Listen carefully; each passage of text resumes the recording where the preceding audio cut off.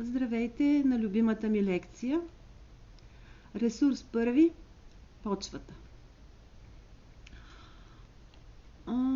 Ще започна с ерозията.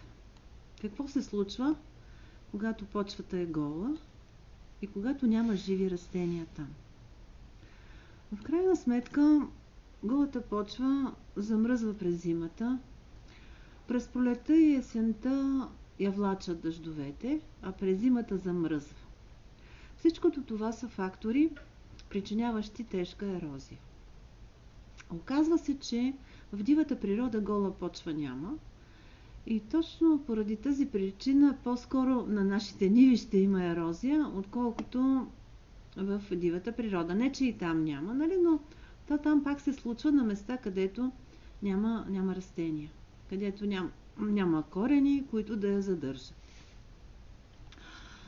Така, значи ерозия е всъщност рушенето на почвата под въздействие на външните условия, най-вече когато там няма живи растения или евентуално да е покрита с нещо, да речеме мулч.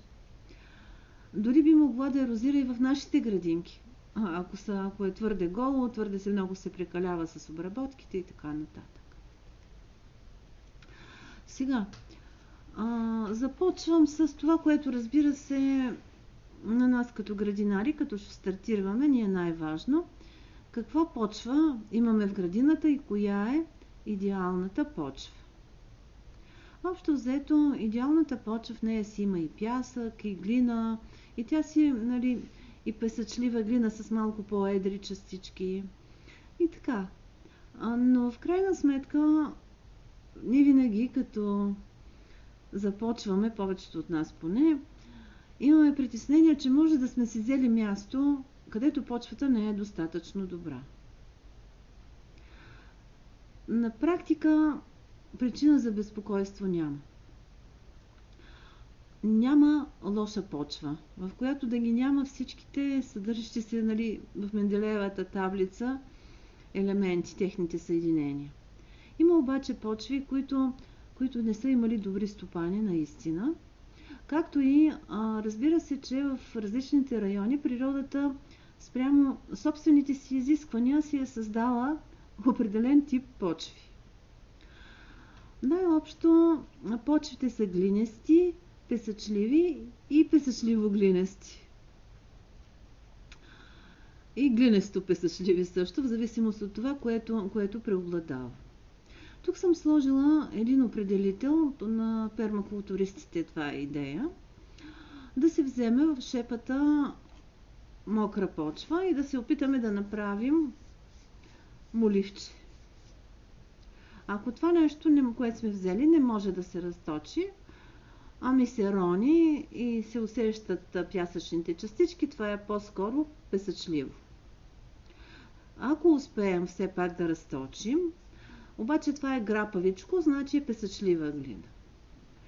Ако обаче въобще не скърца и няма никаква грапавост и е с по-мека повърхност, там вече минаваме към преобладаваща глина.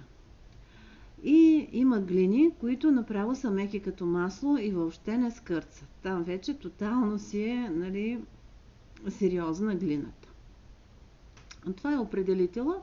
Да определиме, нали, според пермакултуристите какво преобладава. В крайна сметка следва да си зададем въпроса, нали, кое е по-добро? Песъчливата или глинестата? Фактически народът казва, че едната причинявала болки в гърба, а другата болки в сърцето.